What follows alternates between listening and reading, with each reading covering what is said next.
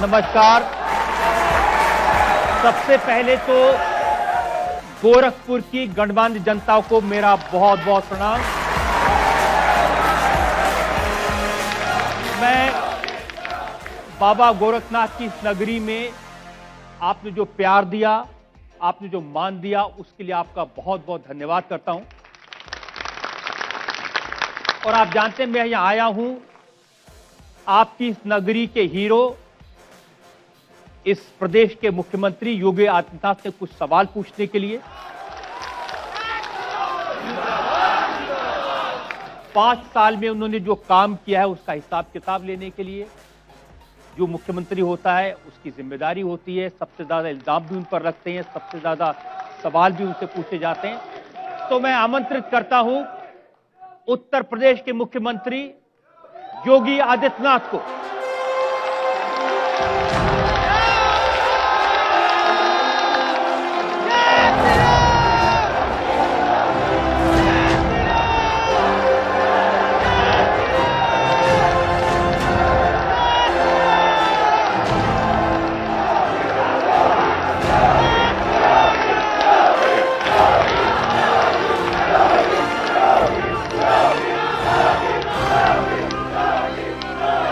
योगी जी, ये जो गोरखपुर की भव्य नगरी है, यह आपकी कर्मभूमि रही है और लोगों का प्यार तो यहां दिखाई दे रहा है। ये वो नगरी है जहां से नारा चला था, गोरखपुर में यदि रहना होगा योगी योगी कहना होगा। तो सबसे पहले तो ये मैं जानना चाहता हूं कि आपने गोरखपुर से ही चुनाव लड़ने का फैसला क्यों किया? गोरखपुर में मैं सबसे पहले रजत जी आपका और आपके इस पूरे परिवार का हृदय से अपने गोरखपुर में स्वागत करता हूं। और ये शिव की नगरी है। आपका आगमन आपके लिए और पूरे चैनल के लिए, पूरे प्रदेश और देश के लिए मंगलमय हो, ये मेरी कामना है। गोरखपुर मेरी कर्मभूमि है। 5 बार गोरखपुर की जनता ने मुझे गोरखपुर से सांसद चुन करके भेजा और जब पार्टी ने इसके बारे में ऑप्शन मुझसे मांगा था कि आखिर आप कहां से चुनाव लड़ना चाहते हैं, अलग अलग जगहों से ऑफर थे, तो मैंने कहा नहीं, मैं गोरखपुर से ही चुनाव लड़ना चाहूंगा।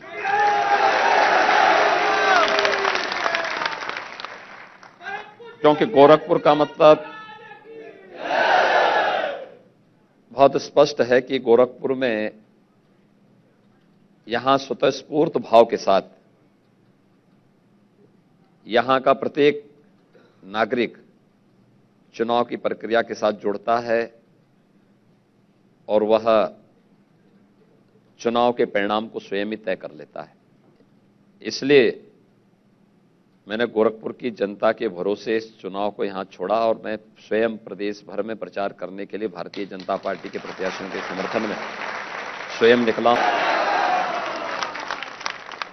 मुझे लगता है कि इससे ज्यादा कुछ बोलने की आवश्यकता गोरखपुर वासियों को है भी। योगी जी, गोरखपुर के लोगों ने तो आपको सन्यासी के रूप में देखा, लेकिन आपके विरोधी कहते हैं कि सन्यासी बन गए, परिवार नहीं है।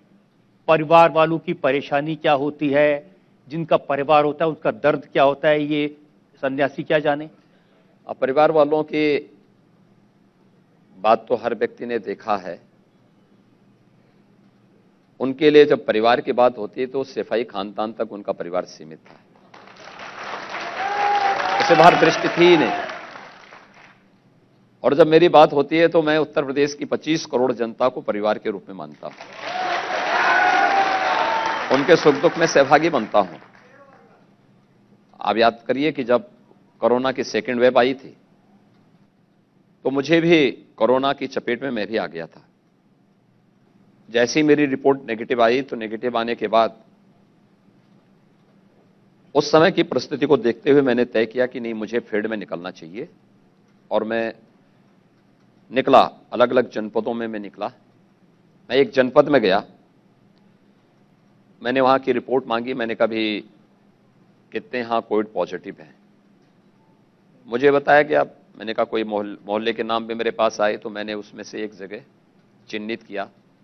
तो चूंकि मेरी रिपोर्ट उसी समय नेगेटिव आई थी, यद्यपि आदरणीय प्रधानमंत्री जी ने मुझे इसके लिए चेतावनी दी थी कि आपको बाहर नहीं निकलना चाहिए, क्योंकि पोस्ट कोविड कॉम्प्लिकेशंस हो सकते हैं और उसके कारण जो है लंबे समय तक समस्या हो सकती है। लेकिन मैं देख रहा था कि अलग अलग संस्थाओं के द्वारा जिस प्रकार की नकारात्मकता पैदा की जा रही थी, उस समय मुझे मथुरा के एक गांव में जाने का अवसर प्राप्त हुआ। गांव और शहर का क्षेत्र था वो। मैंने एक दरवाजा खटखटाया। मुझे बताया गया कि यहाँ पे 2 कोविड पॉजिटिव हैं। तो मैंने दरवाजा खटखटाया तो वो लोग गेट के पास आए। उन्होंने मुझे देखा, क्योंकि उस समय तो स्थिति ऐसी थी कि मेरे साथ तामझाम भी नहीं हो सकता था बहुत। सभी लोग दूरी दूरी पे खड़े थे। तो गेट परिवार की जो महिला थी ने खोला। उन्होंने मुझे देखा, कहा अरे आप योगी जी हैं? मैंने कहा हाँ। कहा मैं सच देख रही हूं। मैंने कहा क्यों? कहा आप यहां कैसे? मैंने कहा नहीं, मुझे जानकारी मिली कि आप लोग यहां पे कोविड की चपेट में आए हैं, इसलिए आपका हालचाल लेने के लिए। और तुरंत अपने घर के अंदर गई, अपने पति को भी लेके आई बाहर। कहा देखिए योगी जी यहां आए हैं, लेकिन इनको आना नहीं चाहिए था। मैंने कहा क्यों? अरे साहब आप रहेंगे तो पूरे प्रदेश को बचा लेंगे, और हम लोगों का हालचाल लेने के लिए आपको तो कम से कम इस समय इन्फेक्शन से बचना चाहिए। मैं देखा तो मैंने उनसे कहा, मैंने कहा भी आखिर आप भी तो प्रदेश के हैं, तो प्रदेश के एक एक व्यक्ति की चिंता करना तो हमारा दायित्व है। अरे साहब देखिए, आप चिंता मत करिए, प्रतिदिन आपके कार्यालय से हमारे पास फोन आता है, हालचाल लेने के लिए फोन आता है।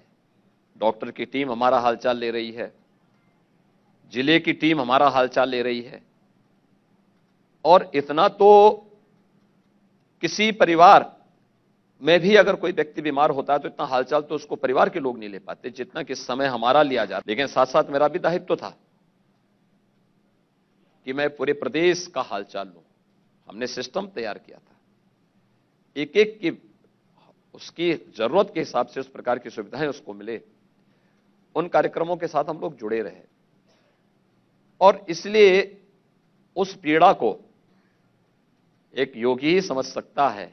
जो परिवार वाले थे ना, जिन्होंने प्रदेश में पहले शासन किया था, इनमें से कितने लोग थे जो कोरोना कालखंड में या इससे पहले किसी आपदा में प्रदेशवासियों के साथ खड़े रहे हो? कभी नहीं खड़े रहे, कभी नहीं। लेकिन योगी जी, इनकी संवेदना, मैं सही बता रहा हूं, आज 5 साल शासन करने के बाद भारतीय जनता पार्टी के प्रति, मोदी जी के प्रति और योगी जी के प्रति जनता की संवेदना है। इन परिवारवादियों और वंशवादियों के प्रति जनता की संवेदना कतई नहीं है, क्योंकि जनता को मालूम है, उत्तर प्रदेश की जनता इस बात को जानती है कि इनकी संवेदना उत्तर प्रदेश की जनता के प्रति कभी नहीं थी। इनकी संवेदना या तो अपने स्वयं के परिवार के प्रति थी, या माफियाओं के प्रति थी, पेशेवर माफिया अपराधियों के प्रति थी, या आतंकवादियों के प्रति थी। प्रदेश की जनता के प्रति कभी नहीं थी। आपकी बहन की कुछ तस्वीरें मैंने देखी हैं, मैं आपको दिखाना चाहता हूं कि कैसे वो रहती हैं और किन हालात। और मुझे पता चला कि जब वहां लोग जाते हैं तो उनसे पूछते हैं उत्तर प्रदेश का हाल क्या है। ये तस्वीरें देखिए।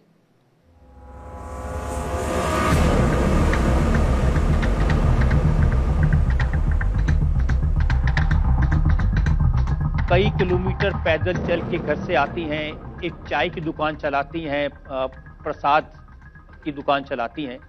तो आपको नहीं लगता कि सब अपने परिवार का ध्यान रखते हैं, आप भी थोड़ा ध्यान रख लेते? मैं देखिए एक योगी हूं, और मुझे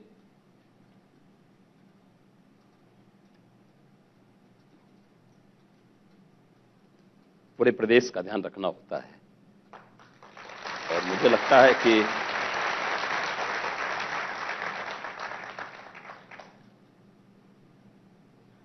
एक मुख्यमंत्री के रूप में मैंने अपने राजधर्म का शपथ ली है, परिवार का नहीं।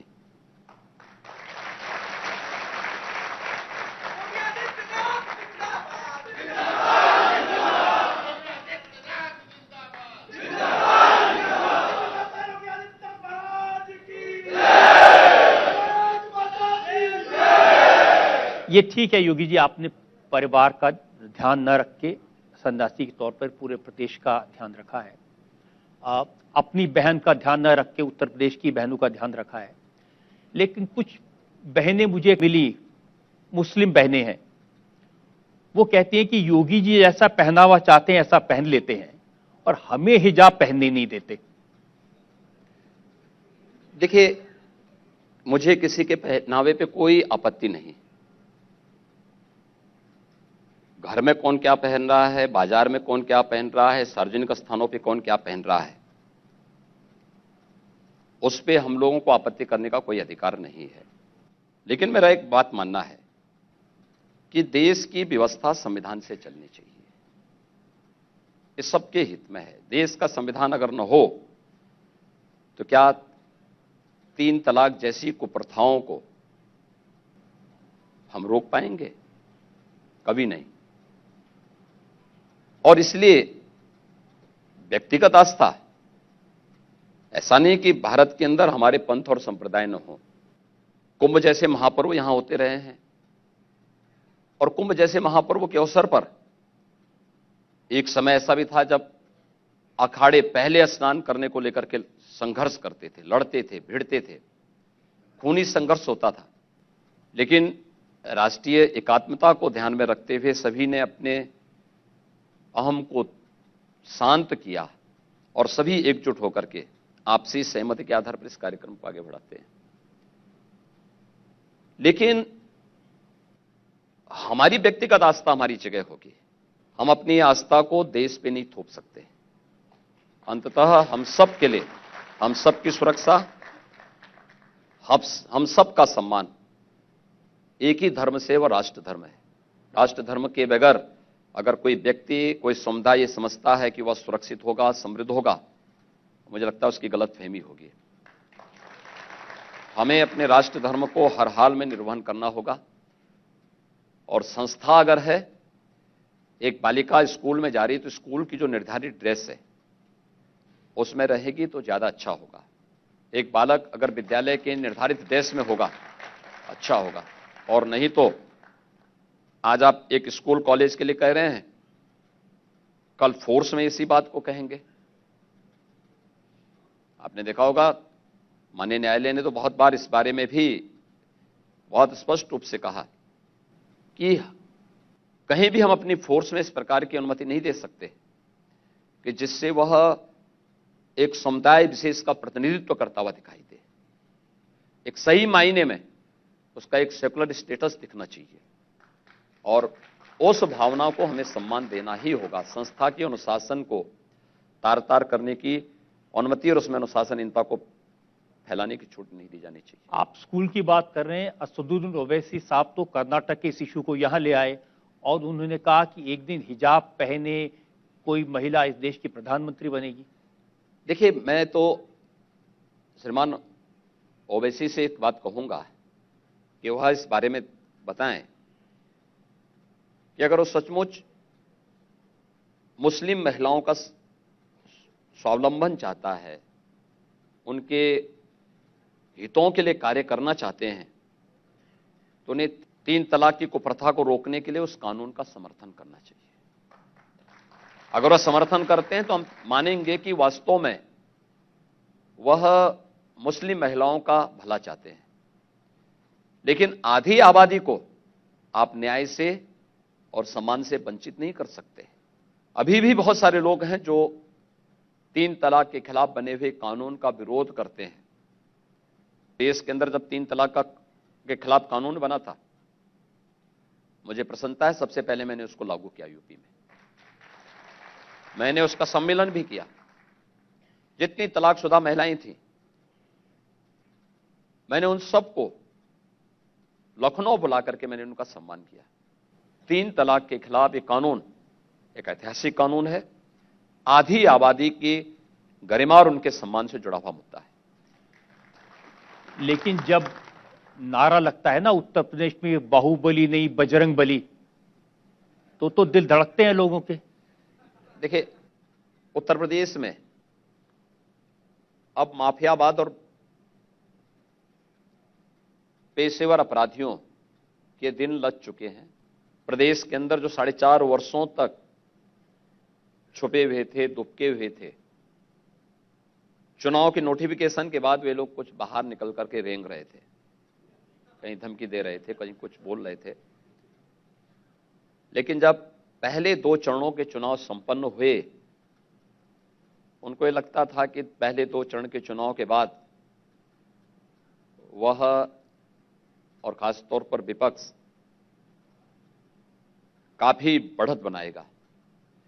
उनको ताज्जुब हुआ कि जहां पर उन्होंने पूरी साजिश, यानी देश और विदेश की सारी साजिशें लगी थी, जहां पे भारतीय जनता पार्टी को परास्त करने के लिए, वहां पर भी भारतीय जनता पार्टी ने बहुत अच्छी बढ़त बनाई। तो आपने देखा होगा बहुत सारे विपक्षी नेताओं ने तो अभी से अपनी टिकट बुकिंग करनी शुरू कर दी बाहर भागने की। कोई इंग्लैंड की कर रहा है, कोई ऑस्ट्रेलिया की कर रहा है, जो छुड़वैये हैं वो नेपाल भागने की फिराक में हैं। हमने तो नेपाल में भी बॉर्डर पर ज्वाइंट पेट्रोलिंग प्रारंभ करवा दी एसएसबी के साथ। एक बार इनकी गर्मी को हम लोग थोड़ा शांत कर लें, उसका तो अपना रास्ता ना पाए। लेकिन वो लोग भी बदले हैं। आप खुद ही कहते हैं जो राम भक्तों पर गोली चलवाते थे वह हनुमान जी की गदा लेके घूम रहे हैं। देखिए, परिवर्तन है, तो अच्छा है, ये होना चाहिए और मुझे प्रसन्नता है। आप देखना आखिर कितना परिवर्तन हुआ है। 1990 में राम भक्तों पर गोलियां चली थीं, अयोध्या में परिंदा भी पर नहीं मार सकता, इस प्रकार की बातें करते थे। 2005-6 में कहते थे कि राम और कृष्ण तो हुए ही नहीं।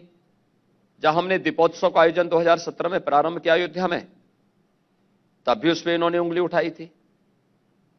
जब प्रधानमंत्री जी ने अयोध्या में राम मंदिर का आधारशिला रखी और पूरे देश के अंदर एक माहौल बना, तब इनके स्वर बदले। इन्होंने कहना शुरू किया कि राम तो सबके हैं। पहले राम पे विश्वास नहीं था, आज जब राम की वास्तविक ताकत का एहसास हुआ तो अब राम सबके हो गए। और उत्तर प्रदेश के बबुआ का हाल तो देखो क्या है।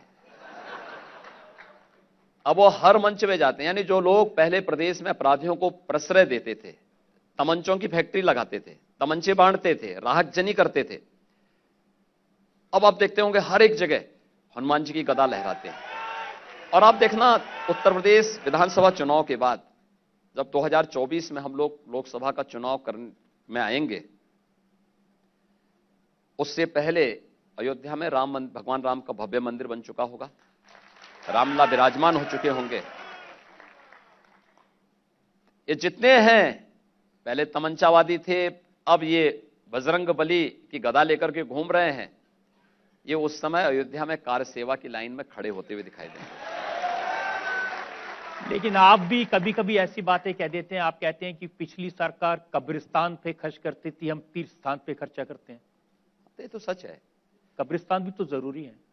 देखिए, हर एक की अपनी आवश्यकता है, जिसकी जैसी सोच होगी उस प्रकार का कार्य करेगा। मैं गोरखपुर के विकास के बारे में हमें करना था, तो यहां पे हम लोगों ने एम्स की स्थापना करवाई,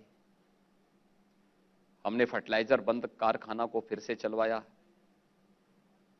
यहां की बुनियादी सुविधाओं पर ध्यान दिया।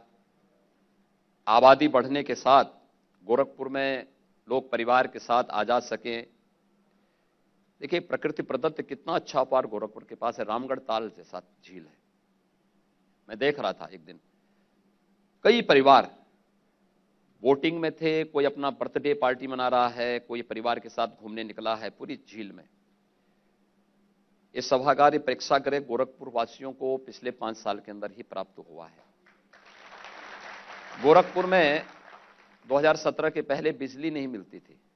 गोरखपुर के प्रदेश भर में नहीं मिलती थी, बिजली थी ही नहीं।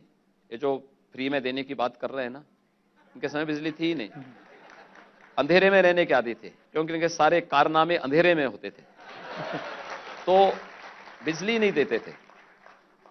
जब मैं मुख्यमंत्री बना तो मुझसे भी कहा साहब गोरखपुर में 24 घंटे बिजली देनी है।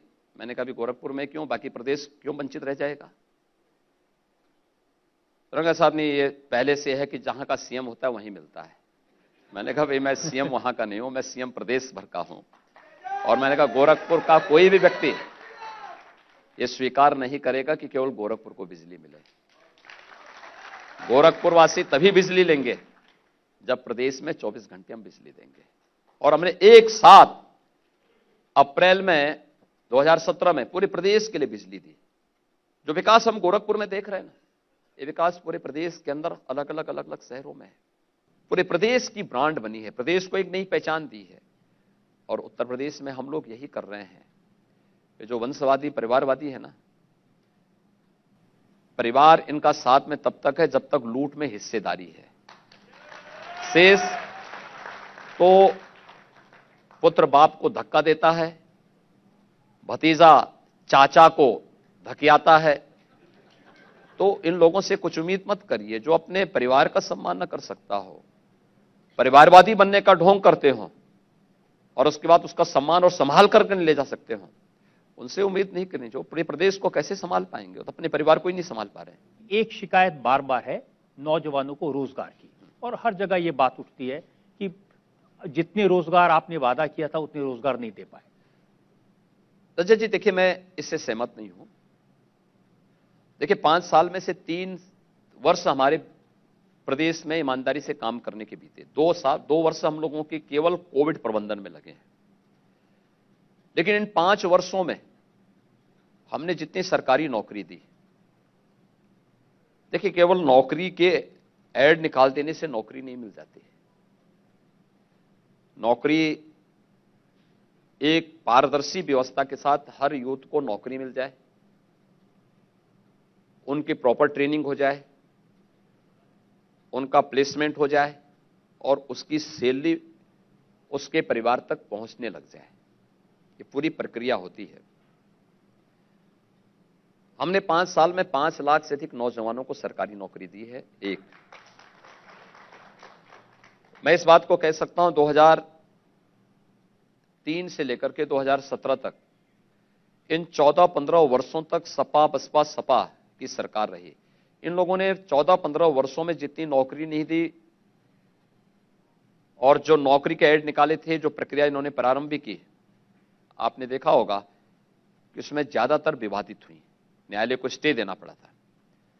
हम लोगों ने ये जो नौकरी निकाली पूरी पारदर्शी तरीके से, क्योंकि देखिए मेरी पहले दिन से धारणा थी कि अगर कहीं भेदभाव करोगे, यूपी के किसी नौजवान के साथ कहीं खिलवाड़ होगा, उसके साथ अन्याय होगा, तो वह संस्था जिम्मेदार होगी, जो संस्था इस परीक्षा से जुड़ी होगी। और हमने कार्रवाई भी की, कुछ मामलों में बहुत सख्त कार्रवाई की। एक मामले में तो मैंने पूरी व्यवस्था को भंग करके जितने उस परीक्षा के साथ जुड़े हुए लोग थे सबको मैंने उठा करके बंद कर दिया, जेल के अंदर डाला। मैंने कहा यूपी के नौजवानों के साथ खिलवाड़ करने की कोई छूट नहीं होनी चाहिए तुम्हें। हां, इस प्रक्रिया को और तेजी के साथ आगे बढ़ाने की भी आवश्यकता है। जैसे हम लोगों ने नॉन गस्टेड जो से ग्रुप 2 की और ग्रुप 3 की जितनी भी पोस्ट हैं, इन सब के लिए कॉमन एलिजिबिलिटी टेस्ट हम लोगों ने यूपी के अंदर आयोजित कर लिया है। 25 लाख से अधिक बच्चे उसमें बैठे हैं। उसका रिजल्ट बहुत जल्दी आने वाला है। हम लोगों ने अन्य प्रक्रियाओं को भी तेजी के साथ आगे बढ़ाया है। कोविड उसमें बाधक बना है, अन्यथा हम लोग इससे भी कई ज्यादा भर्तियां कर किए होते। ये सरकारी नौकरी है। हमने 70 लाख रोजगार देने की बात की थी, और मैं आपको इस बात को कह सकता हूं कि हमने 2 करोड़ से अधिक लोगों को रोजगार यूपी के अंदर उपलब्ध कराया है। इसलिए उपलब्ध कराया है क्योंकि हम लोगों की जो लॉ एंड ऑर्डर की स्थिति है यूपी के अंदर, इसमें सुधार हुआ है। आज मैं कह सकता हूं कि यूपी के अंदर देश का और दुनिया का हर बड़ा निवेशक यूपी के अंदर निवेश करना चाहता है। 2017 के पहले कोई नहीं आना चाहता था, जो था वो भागना चाहता था। 2017 के बाद जो परिवर्तन हुआ, देखिए पहले 6 महीने लोग देखते रहे, इस बात को देखते रहे कि क्या परिवर्तन होता है कि नहीं होता है। मुझे याद है कि जब हम लोगों ने अपनी पहली इन्वेस्टर समिट के लिए उत्तर प्रदेश लखनऊ में आयोजन करने के लिए तय किया, तो मैं स्वयं रोड शो में मैंने टीम भेजी थी अपनी, तो उनको बहुत सफलता नहीं मिल पा रही थी। अहमदाबाद टीम गई, बेंगलोर टीम गई, हैदराबाद गई, कोलकाता गई, कुल मिलाकर के 20,000 करोड़ रुपए का निवेश का प्रस्ताव उन्हें प्राप्त हुआ था। तो उन्होंने बड़ी निराशा भरे स्वर में उससे कहा कि साहब बहुत माहौल नहीं है। मैंने कहा यार देखो, यूपी में परिवर्तन हुआ, अपनी बात को आपको रखना चाहिए ठीक ढंग से। उन्होंने कहा नहीं। मैंने कहा चलो 1 में मैं चलता हूं। मैं मुंबई स्वयं गया था। अब आश्चर्य करेंगे कि मुंबई के रोड शो में देश का हर एक निवेशक आया था। मैं जिससे भी बातचीत करता था वे कहता था कि देखिए हम यूपी से तो कसम खा के आए हैं कि यूपी में आप कभी नहीं आएंगे।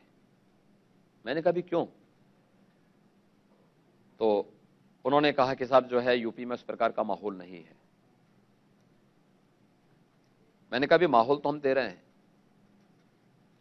उन्होंने कहा हाँ, हमें कुछ अच्छा इधर सुनने को मिला है और अगर ये कंटिन्यू रहा तो हम लोग विचार करेंगे। मैंने कहा आप लोग हमारे इन्वेस्टर समिट में पधारें।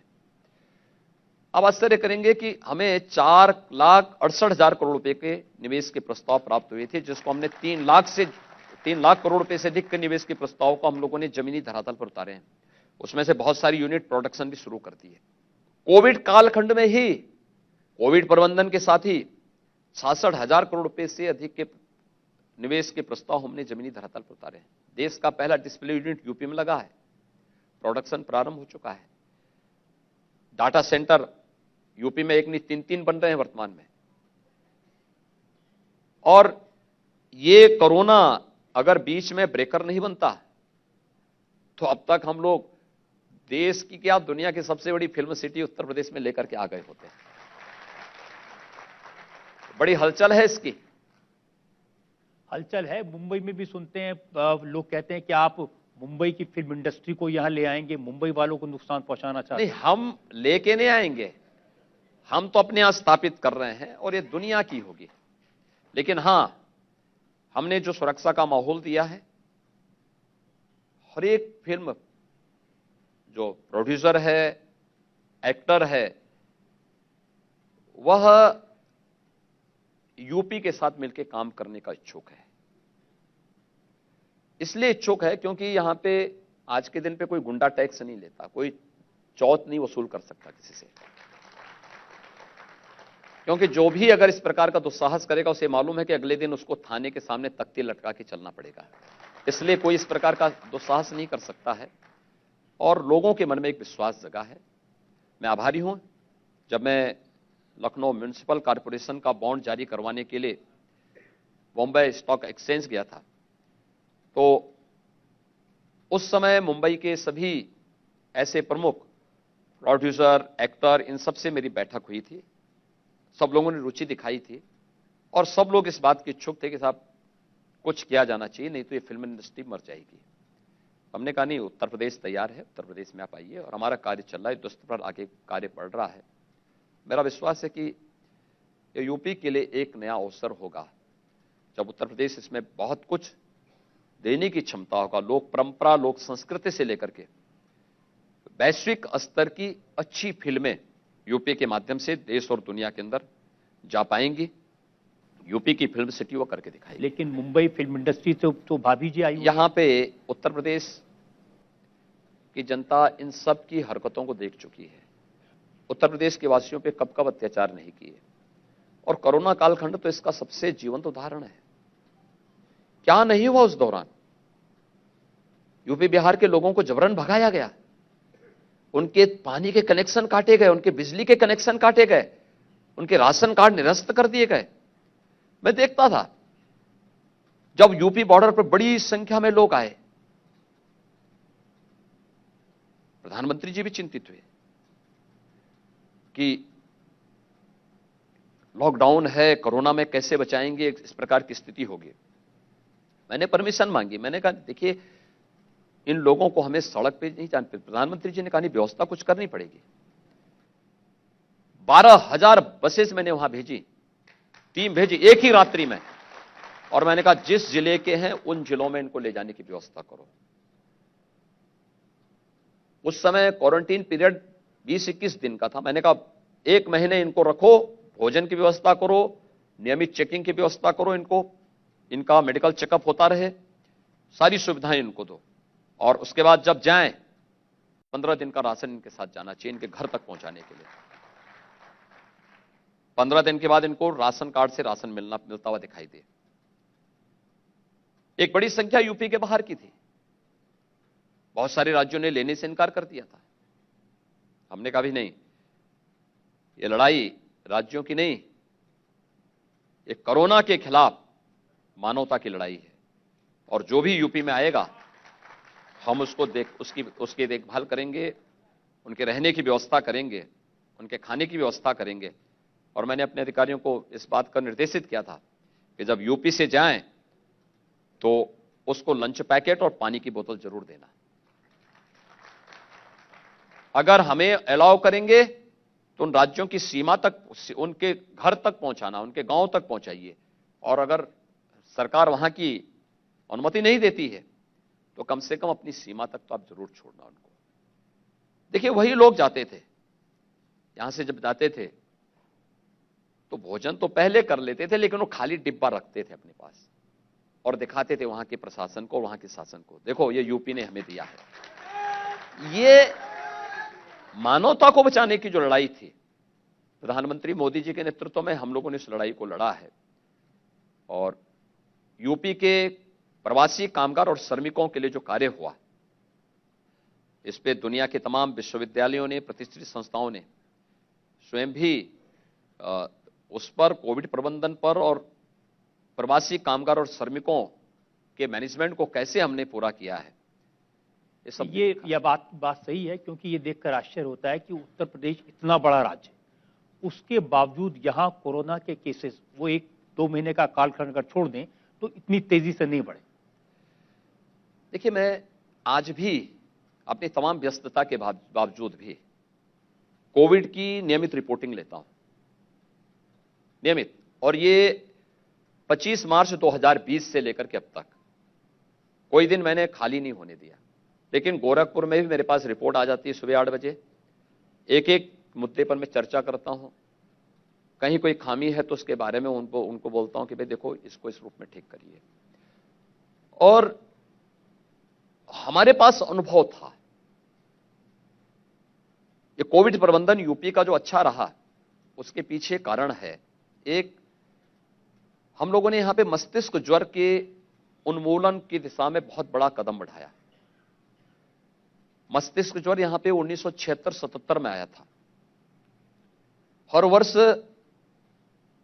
हजारों बच्चों की मौत होती थी। गोरखपुर, कुशीनगर, देवरिया, महाराजगंज, सिद्धार्थनगर, बस्ती, संत कबीर नगर, उधर बलरामपुर, गोंडा, श्रावस्ती, बहराइच, और ये यहां से होते हुए सहारनपुर तक जाता था।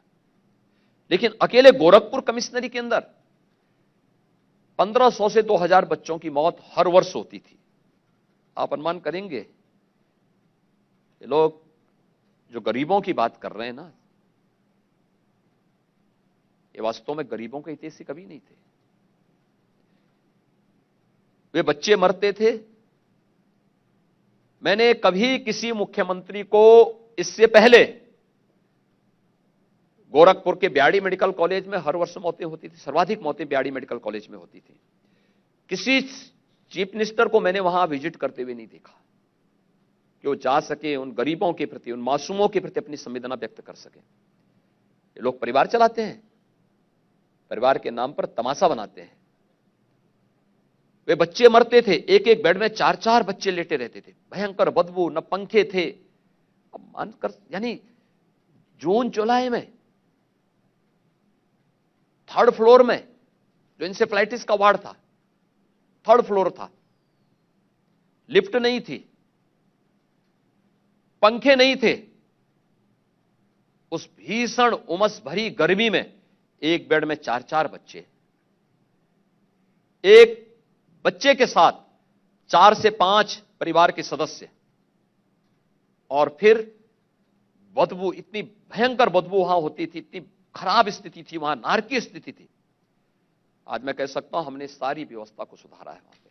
आज बीआरडी मेडिकल कॉलेज में कोई जाएगा, देखेगा ना, वहां पे एक अगर बीमारी हो ही गई तो उस बच्चे के लिए सेपरेट बेड है, सेंट्रल एसी सिस्टम से जुड़ा हुआ है, और टेम्परेचर 45 पहुंचेगा, तब भी कमरे का जो टेम्परेचर होगा वह 20 से 22 ही रहेगा, उससे ज्यादा नहीं जाएगा। हमने एसी लगाई हुई है, हर एक उसमें एसी लग चुका है। हर एक जगह हम लोगों ने वहां पर उन बच्चों की सुविधा के लिए जो भी उसकी आवश्यकता होगी सारी सुविधाएं दी हैं, और पर्याप्त मात्रा में सुविधाएं वहां पर दे दी हैं। लेकिन हम लोगों ने केवल उसी को नहीं दी, इंफ्रास्ट्रक्चर ही नहीं बढ़ाया। हर एक जिले में भी आईसीयू बनाया, भारत सरकार ने सहयोग किया था, हम लोगों ने आईसीयू बेड्स बढ़ाए, और सर्विलांस को हमने मजबूत किया। आज हम लोग 95% बीमारी को नियंत्रित कर चुके हैं, और 99% मौत के आंकड़े हम नियंत्रित कर चुके हैं यहां पे इंसेफ्लाइटिस का। स्वच्छ भारत मिशन, जल जीवन मिशन को प्रभावी ढंग से लागू करना और अंतर विभागीय समन्वय से स्वयं में समीक्षा करता था हर सप्ताह। भाई बताओ, गोरखपुर में कितने विजिट हुए, अवेयरनेस के कितने कार्यक्रम हुए हैं, कौन विभाग क्या कर रहा है। एक बार 2 बार अगर किसी विभाग की रिपोर्ट में थोड़ी भी बात हुई, ऐसा नहीं कि वह जो विभाग मुझे दे रहा है मैं उसी से संतुष्ट हूं, मैंने इसमें यूनिसेफ और पाथ जैसी संस्थाओं का सहयोग भी लिया। मैं उनसे भी अलग से रिपोर्ट मांगता था कि आप मुझे अलग से दीजिए, हमारा कौन विभाग काम कर रहा है, कौन नहीं कर रहा है। और किसी स्तर पर लापरवाही होती थी तो उनके विभागाध्यक्ष की मैं जवाबदेही तय करता था। वे देखो, ये नहीं हो सकता है, हमारे मासूम बच्चे मरे हैं और तुम लोग रिपोर्टिंग में पूरा समय बर्बाद करोगे, ये नहीं हो सकता है। और आज मैं कह सकता हूं, जिस बीमारी ने लगभग 40 वर्षों तक यानी पूर्वी उत्तर प्रदेश के अंदर 50,000 मासूम बच्चों को निकला हो, यानी आज मैं कह सकता हूं कि हम लोगों ने उन बच्चों को बचाया है।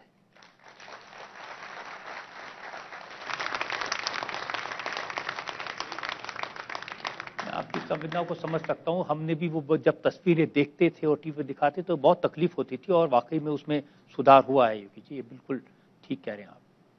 लेकिन जो आपकी संवेदना है, जो गरीबों के प्रति काम आपने किया है, ये आपके साथ मंत्री रहने वाले लोगों तक भी नहीं पहुंचे? बार बार कहा कि पिछड़े, अति पिछड़े, उनके लिए न्याय नहीं किया, उनको हक नहीं दिया। ये मासूम बच्चे किस परिवार से और किस तबके से जुड़े हुए थे, किससे जुड़े हुए थे? मुझे लगता है कि इसमें से फॉरवर्ड जाति के बच्चे, यद्यपि बच्चों में भेद नहीं हो सकता है, लेकिन जब आप उसकी बात ही करना चाहेंगे तो मरने वाले जो बच्चे होते थे, इसमें 90% बच्चे अनुसूचित जाति, जनजाति, पिछड़ी जाति के होते थे। इनमें से कोई व्यक्ति कभी किसी हॉस्पिटल का दौरा किया? फुर्सत ही नहीं थी, क्योंकि ये सब, देखिए, वे लोग आए थे एक उद्देश्य से। वे भूल गए कि भारतीय जनता पार्टी कोई परिवारवादी पार्टी नहीं है। वे भारतीय जनता पार्टी को अपने परिवार के अनुसार ढालना चाहते थे, जबकि भारतीय जनता पार्टी अपने राष्ट्रवाद के मुद्दों के आधार पर उन्हें भारतीय जनता पार्टी के अनुसार ढलना चाहिए था। अपनी संकीर्ण सोच से ऊपर उठ करके भारतीय जनता पार्टी की विराट सोच के साथ जुड़ना चाहिए था। नहीं सोच पाए। बहुत सारे ऐसे कारनामे उनके नहीं हो पा रहे थे, जो मेरे मुख्यमंत्री रहते हुए वो पूरा नहीं कर सकते थे। अब आपने तो कहना शुरू कर दिया है कि बुलडोजर फिर से चलेगा। देखिए, हमने प्रदेश में बुलडोजर का बेहतर उपयोग किया है और मुझे लगता है कि बुलडोजर कंपनी को तो उत्तर प्रदेश को हर जनपद को एक बुलडोजर देना चाहिए।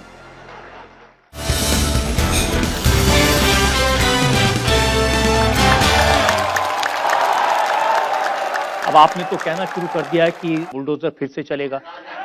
देखिए,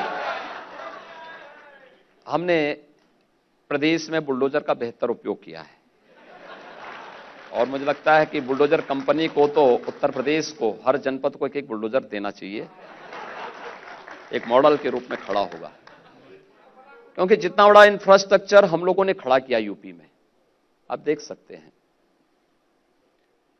70 वर्षों में यूपी में 1.5 एक्सप्रेसवे बना था, आज हम 7 एक्सप्रेसवे बना रहे हैं।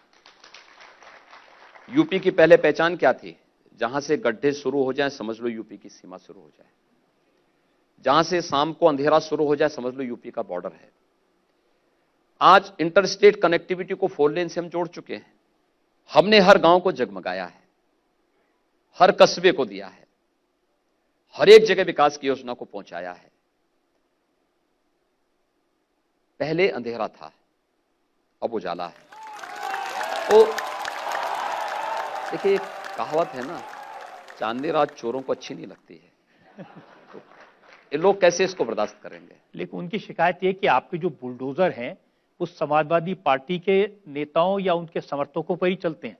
मैंने कहा, देखिए, अब हर गुंडा, हर माफिया समाजवादी पार्टी से जुड़ा है तो मैं क्या करूं? ये जितने पेशेवर माफिया अपराधी है, अब देखा होगा आपने ना, 12 से लेकर के 17 के बीच में, जिस दिन मैंने मुख्यमंत्री पद की शपथ ली थी, इन माफियाओं को उसी दिन पता था कि मैं क्या करूंगा। आप आश्चर्य करेंगे कि हजारों ऐसे पेशेवर माफिया और अपराधी थे जिन्होंने अगले 24 घंटे के अंदर अगर कहीं कब्जा किया था तो चाबी उस मालिक को सौंप करके कहा, भैया ये आप ले लीजिए, अब हम नहीं संभाल पाएंगे, आप ले लीजिए। उन्होंने कहा, नहीं अब क्या दिक्कत आ रही है? कहा, भैया हमारा समय पूरा हो गया है, हम अपनी यात्रा के लिए निकल रहे हैं। इनको ये लगता था कि ये अवसरवादी गठजोड़ फिर बना करके, और पहली बार गठजोड़ नहीं बन रहा है। देखिए, मैं तब भी कहता था, देखिए 2017 में इन्होंने 2 लड़कों की जोड़ी बनाई थी। दोनों देखिए कभी कभी संगत का असर होता है और संगत का जो असर होता है ना, उस संगत का असर दिखता है। संगत का असर दोनों लड़कों पे एक दूसरे पर देखने को मिला है। जनता ने उन दोनों को ठीक किया। 19 में जब इन्होंने महागठबंधन बनाया था, मैं तब भी बोलता था, देखो ये कुछ नहीं कर पाएंगे, क्योंकि ये जो अवसरवादी गठबंधन बना है, चुनाव के बाद ये लोग एक दूसरे को कोसेंगे। ये मैंने विधानसभा में भी इस बात को कहा था, जब गठबंधन बना था तब भी मैंने इस बात को कहा था, और मैं फिर इस बात को कह सकता हूं। देखिए, जब महागठबंधन बना था तो मुझसे पूछा, पार्टी की ओर से पूछा गया कि क्या रहेगा। मैंने कहा, देखिए 80% सीटें भारतीय जनता पार्टी जीतेगी, 20% में सब आपस में बंटवारा होगा इन लोगों में। लेकिन ये गठबंधन की एक गनीमत है कि हम प्रदेश की सत्ता में हम लोग हैं, तो अब कोई स्टेट गेस्ट हाउस कांड नहीं होने पाता। आप देखना, ये जो छुटभैया सब मिल करके भारतीय जनता पार्टी के खिलाफ एक गठबंधन करा करके और एक जातीय गठजोड़ दिखा करके दिखाने का प्रयास कर रहे थे ना, उत्तर प्रदेश की जनता इस अवसरवादी गठजोड़ को फिर पुरजोर जवाब दे चुकी है। लेकिन मैं कह सकता हूं, जो गठजोड़ भारतीय जनता पार्टी के खिलाफ बना है, चुनाव के बाद एक दूसरे को लोग आरोपित करेंगे, इन लोगों में धींगा कुश्ती होगी, कुछ जगह मारपीट भी होगी, और बाद में एक दूसरे पर आरोप प्रत्यारोप ये लोग करेंगे, क्योंकि सभी उस प्रकार के अधकचड़े पहलवान वहां भरे पड़े हैं और ये सभी लोग इस प्रकार का कार्य करेंगे भी। आप चिंता मत करिए, हम लोग पूरी मजबूती के साथ इन चीजों को देखेंगे। हमारी कार्रवाई रुकी थोड़ा है, तो देखिए उत्तर प्रदेश की राजनीति से अगर देश की सबसे बड़ी आबादी के राज्य को नंबर 1 की अर्थव्यवस्था बनना है, तो उत्तर प्रदेश की राजनीति से जातिवाद की राजनीति को, माफियावाद की राजनीति को हमेशा के लिए तिलांजलि देनी ही होगी, समाप्त करनी ही होगी। और मेरा मानना है भारतीय जनता पार्टी का जो अगला कार्यकाल होगा वो बहुत महत्वपूर्ण होगा इस दिशा से। एक हमेशा के लिए अपराध को, माफियावाद को यूपी से समाप्त करना और यूपी को विकास के उन सभी मामलों में आगे बढ़ा करके नंबर 1 की अर्थव्यवस्था के रूप में स्थापित कर देना, जिसमें उत्तर प्रदेश की प्रति व्यक्ति आय नेशनल एवरेज से अधिक हो। यह हमें करना होगा, उस दिशा में हम लोग आगे कदम बढ़ा रहे हैं। योगी जी, मैं समाजवादी पार्टी का कैंपेन भी देखता हूं, अखिलेश जी की बातें सुनता हूं, तो वो कहते हैं कि ये बुलडोजर लखीमपुर खीरी में क्यों नहीं चलता, हाथरस में अमानवीयता हुई उस पर योगी जी का दिल क्यों नहीं रोया? देखिए, हाथरस की घटना हो या लखीमपुर की घटना, दोनों दुर्भाग्यपूर्ण है और सरकार ने दोनों में कार्रवाई की। दोनों में हमने कार्रवाई की, समय से की। हाथरस की घटना में जितना कार्य उत्तर प्रदेश पुलिस की थी, उससे एक भी कदम सीबीआई नहीं जा पाई। और मैं उस सच को आज भी जानने का इच्छुक हूं और जनता जनार्दन के सामने आना चाहिए कि यूपी को बदनाम करने के लिए किस किस प्रकार की साजिशें होती हैं, ये भी आना चाहिए। एक दूसरा, लखीमपुर खीरी में भी सरकार ने अपनी कार्रवाई समयबद्ध की और जो लोग दंगा भड़काना चाहते थे उसके नाम आड़ पर, वे लोग सफल नहीं हो पाए। उनकी चिढ़ तो इस बात को लेकर की है कि उसको वर्ग संघर्ष की स्थिति जो पैदा करना चाहते थे लखीमपुर खीरी में, वे लोग नहीं कर पाए। हम लोगों ने इसको रोका, हम पूरी तरह उसको नियंत्रित किए हुए हैं। लेकिन ये दोनों आपराधिक घटनाएं हो सकती हैं। एक को सीबीआई देख रही है, एक को माननीय उच्चतम न्यायालय की जुडिशियल कमीशन और एसआईटी उसको देख रही है।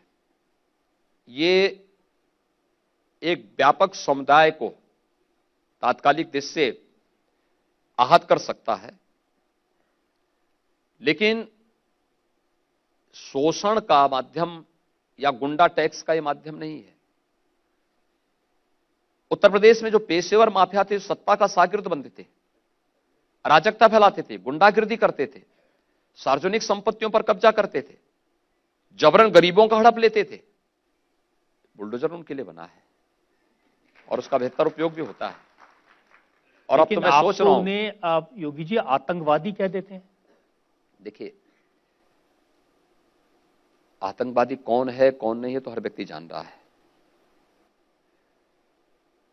आतंकवादी जितनी घटनाएं घटित हुई हैं 2003 से लेकर 2007 के समाजवादी पार्टी के कार्यकाल के दौरान हुई थी, और इन आतंकवादियों की, यानी गोरखपुर में भी 2007-8 में एक सीरियल ब्लास्ट हुआ था। बाबा गोरखनाथ की कृपा है, कोई व्यक्ति उसकी चपेट में नहीं आ पाया, अन्यथा जिस प्रकार की साजिश थी गोरखपुर को दहलाने की, ठीक उसी तर्ज पर जैसे अहमदाबाद में हुआ था। सीरियल ब्लास्ट में 56 लोग मारे गए थे अहमदाबाद में। काशी में संकट मोचन मंदिर पे जो आतंकी हमला हुआ था, उसमें 12 लोग मरे थे।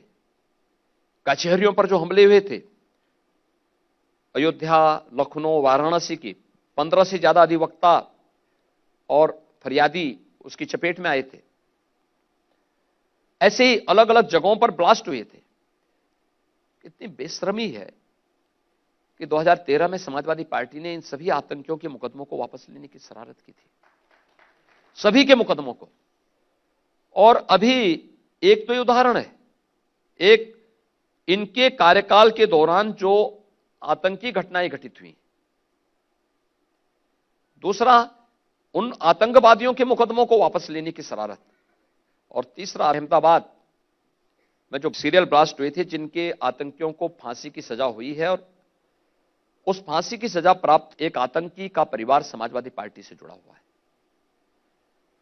देखिए, वह न केवल अहमदाबाद की घटना के लिए, बल्कि दिल्ली की बटाला हाउस की घटना जब हुई थी, तो बटाला हाउस की घटना के मामले में आपने देखा होगा कि वही आतंकी जो मोहम्मद सैफ है, उसका एक भाई वहां की घटना के लिए जिम्मेदार था और वह बाद में सीरिया भाग गया। आजमगढ़ से जुड़े हुए लोग, संजरपुर के लोग, यानी इस प्रकार की स्थिति इन लोगों की थी। इस पूरे उस मामले में देखेंगे तो देखिए 38 लोगों को फांसी हुई, आपने एक ढूंढ के समाजवादी पार्टी वाला निकाल लिया।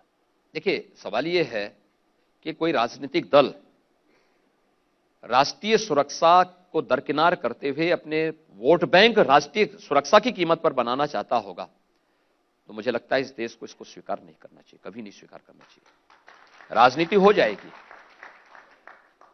देश रहेगा तो राजनीति भी हो जाएगी, लेकिन हम देश की कीमत पर राजनीति करने का कभी कोई भी इस प्रकार का कृत्य न करें कि जो देश की कीमत पर राजनीति। आप राशन देते हैं तो अखिलेश जी कह रहे हैं कि राशन के साथ में वो घी भी देंगे, सरसों का तेल भी देंगे। जो राशन खा जाते तो घी देंगे। जो लोग गौ माता को कसाईयों के हवाले करते थे, ये घी लाएंगे कहां से?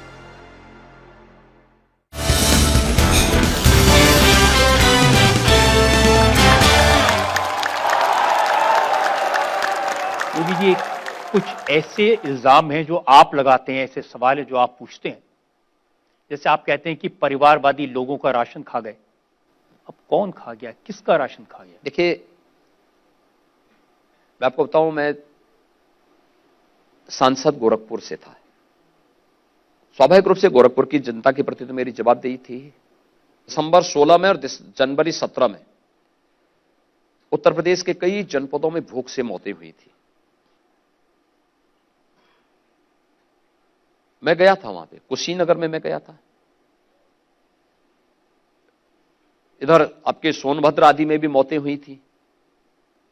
आप आश्चर्य करेंगे कि मैंने 2004 से लेकर के 7 के बीच में कुशीनगर में जब मैं गया था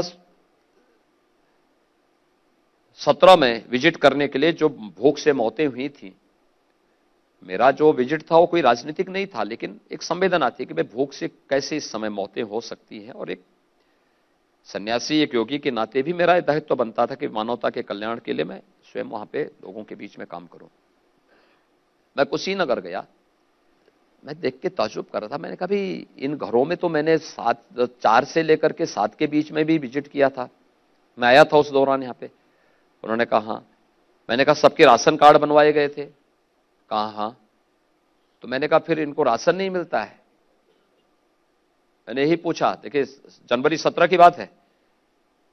तो कहा साहब राशन का कार्ड इनका सब जब्त कर दिया गया है, और मुसर जाति की एक बड़ी आबादी कुशीनगर जिले में है, वे सभी की हालत बड़ी खराब थी। ऐसे ही सोनभद्र जिले में था।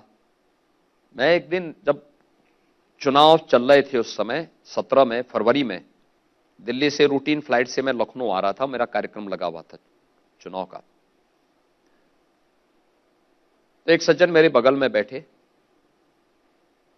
तो मैं बैठा हुआ था, एक अखबार देख रहा था। तब तक सज्जन ने अपना परिचय मुझे दिया कि साहब मैं उत्तर प्रदेश का खाद्य सचिव हूं। तो मैंने हालचाल लिया उसका। हालचाल लेने के बाद फिर मैंने कहा भी यूपी में कुछ जनपदों में भूख से मौतें हो रही हैं, आपको इसको दिखाना चाहिए। उन्होंने कहा नहीं साहब कोई मौतें नहीं। मैंने कहा देखो मैं विजिट किया हूं 2 जगह तो,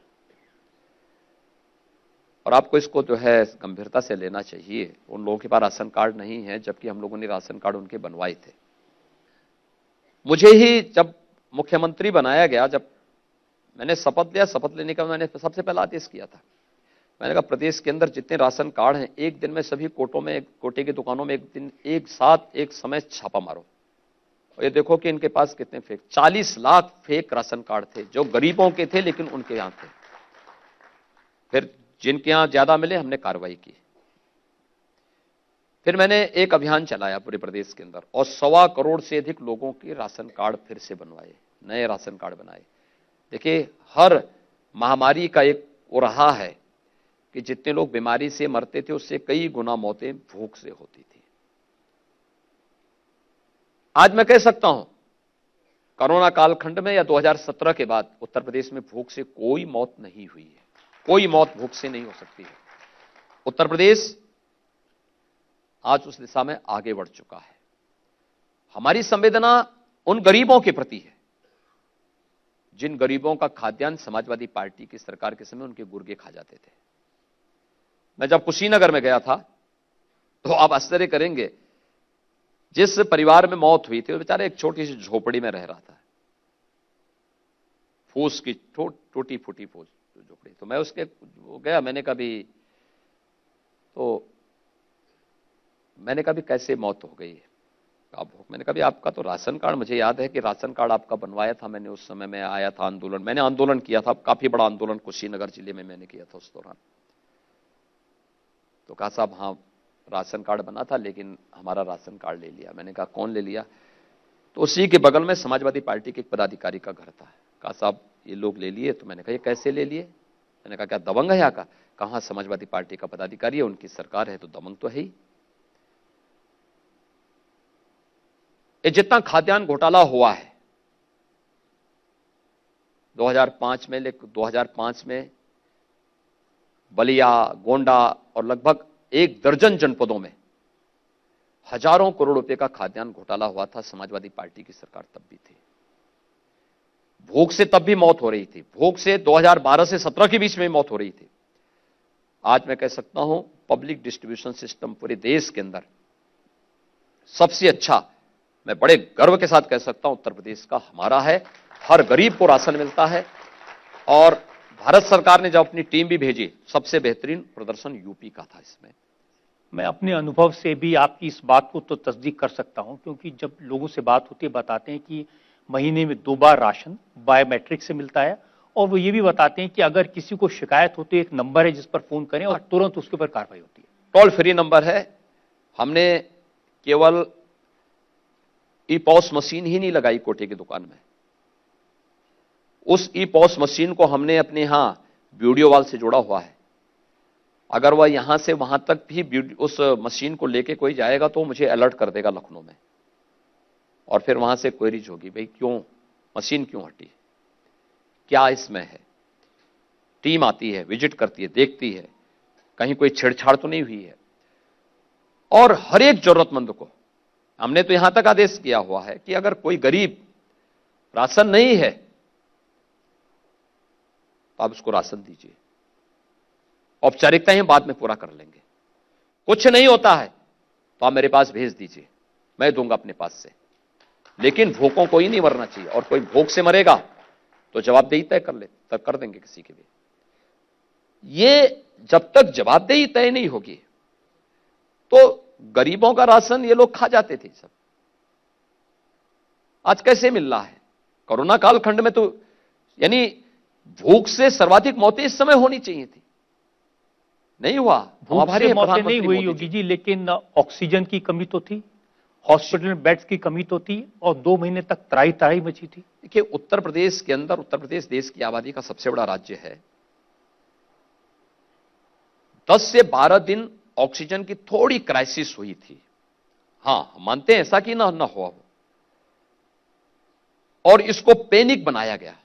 अगर इसको पैनिक नहीं बनाया गया होता तो हो सकता है कि ऑक्सीजन की जो मौजूदा उपलब्धता थी उसको हम लोग ठीक ढंग से वो कर देते। लेकिन स्थिति इतनी पैनिक बना दी गई थी कि हर व्यक्ति स्टोर करने लग गया अपने पास। जिसको ऑक्सीजन की आवश्यकता नहीं थी वह भी सिलेंडर अपने घर में रख रहा था।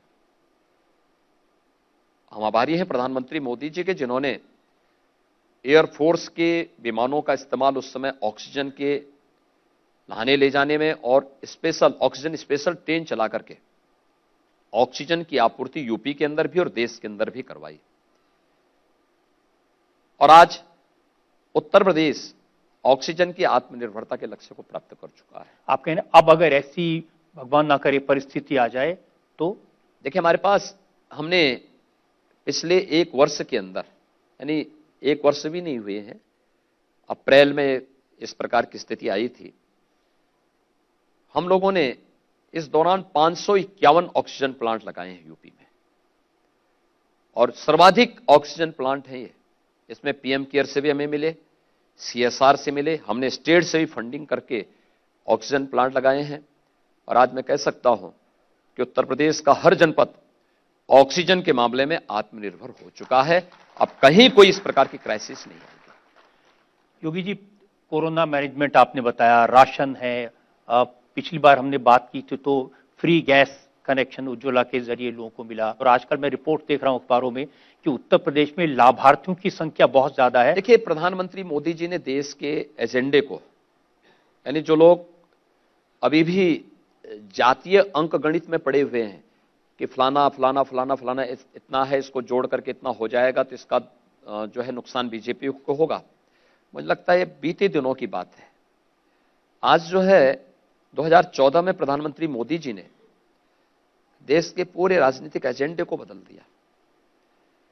जो पहले जाति, मत, मजहब, क्षेत्र और भाषा के आधार पर होता था, आज वह विकास, गरीब कल्याण योजनाओं, सुरक्षा, इन सभी मुद्दों को लेकर के आगे बढ़ा है।